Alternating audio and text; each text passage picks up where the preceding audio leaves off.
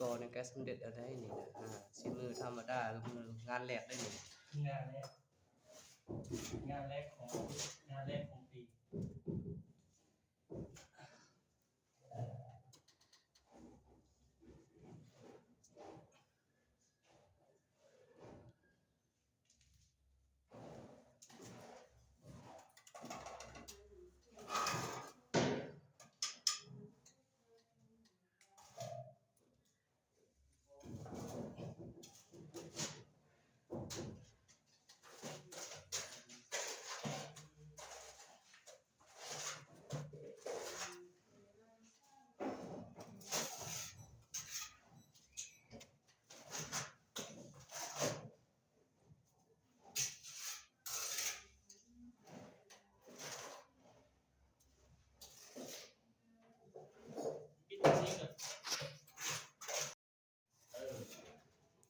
เด้อคนสู้งานนะเขาว่าคนทางที่มีแล้วนี่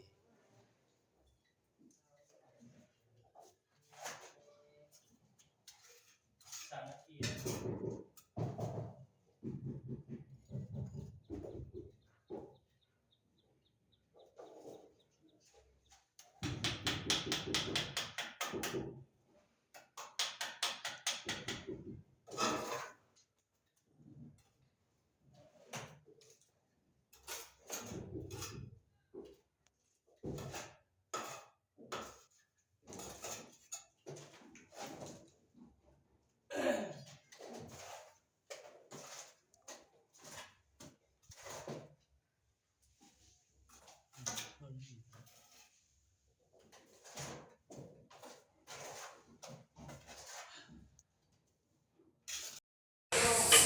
สร้างใหญ่กัน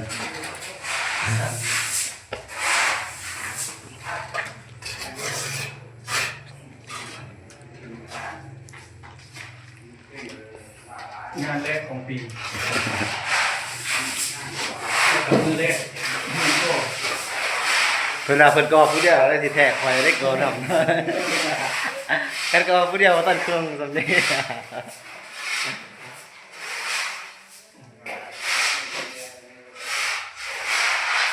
อ้าวเฮ็ดได้ทุกอย่างเพื่อเงินเพื่อครอบครัวเนาะ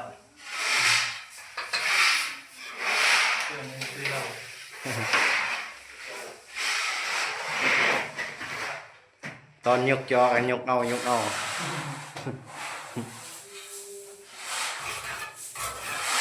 บ่คิดใส่ตอนเงินเบิดเนาะตอนนี้จบกับตอนที่เรียนที่ไหนเนาะ